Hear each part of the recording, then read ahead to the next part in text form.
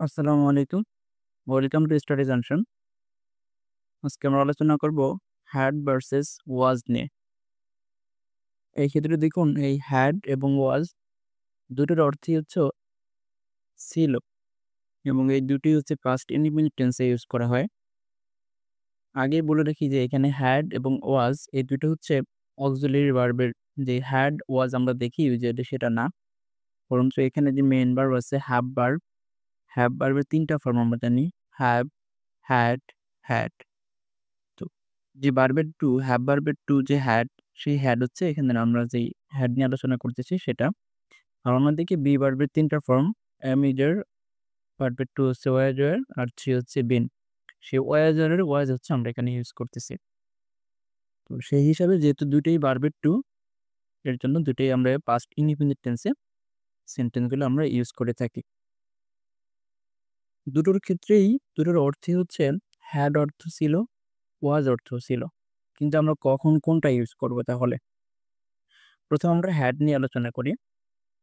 Had আমরা use করব usually কোনো কিছু কারোর অধিকারে বা মালিকানায় থাকা বোঝালে তখন আমরা হ্যাড ইউজ করে থাকব। যেমন আই হ্যাড এ গার্ডেন, আমার একটি বাগান ছিল। দে হ্যাড এ কার, তাদের একটি গাড়ি ছিল। হি হ্যাড এ বাইক, তার একটি বাইক ছিল। এই ক্ষেত্রে দেখুন এই যে আমার গার্ডেন ছিল বা তাদের গাড়ি ছিল এবং তার হচ্ছে বাইক ছিল। এই ৩ টা জিনিস হচ্ছে যে সাবজেক্ট আছে তাদের মালিকানাধীন ছিল। মানে তাদের অধিকারে ছিল। সেই ক্ষেত্রে আমরা হচ্ছে হ্যাড ইউজ করে থাকব। আর হ্যাড এর ক্ষেত্রে subject first person, second person, third person singular হোক বা প্লুরাল হোক সবার ক্ষেত্রেই হ্যাড ইউজ করে থাকব। অন্যদিকে ওয়াজ অর্থ ছিল আর এই ওয়াজ ইউজ করে থাকবো আমরা ইউজুয়ালি কেউ নিজে ছিল, দ্বিতীয় হচ্ছে কোনো কিছু ছিল এবং তৃতীয় হচ্ছে কেমন ছিল। এই ৩ টা ক্ষেত্রে আমরা হচ্ছে ওয়াজ ইউজ করে থাকব। যেমন I was in the garden, আমি বাগানে ছিলাম। ওই হ্যাড এর ক্ষেত্রে দেখুন I had a garden, আমার একটি বাগান ছিল। আর এই ক্ষেত্রে হচ্ছে কি I was in the garden, আমি বাগানে ছিলাম। মানে সাবজেক্ট নিজে ছিল। মানে কেউ নিজে ছিল বোঝাতে গেলে তখন was ইউজ করতে হবে। ৩য় সেন্টেন্সে দেখুন the book was on the table, বইটি টেবিলের উপরে ছিল। মানে কোনো কিছু ছিল। কোথায় ছিল? টেবিলের উপরে ছিল। তাহলে এই ক্ষেত্রে the book was on the table. The car was expensive. এই সেন্টেন্সে দেখুন গাড়িটি কি ছিল? খুব দামি ছিল। তাহলে আমরা এর আগের সেন্টেন্সে দেখছি they had a car, তাদের একটি গাড়ি ছিল। মানে গাড়িটি তাদের মালিকানাধীন ছিল। আর এই ক্ষেত্রে গাড়িটি কেমন ছিল? The car was expensive. গাড়িটি ছিল খুব দামি ছিল। তাহলে এই যে কেউ নিজে ছিল, কোনো কিছু ছিল বা কেমন ছিল, এসব ক্ষেত্রে আমরা হচ্ছে was ইউজ করে থাকব। was এর ক্ষেত্রে একটা পার্থক্য আছে।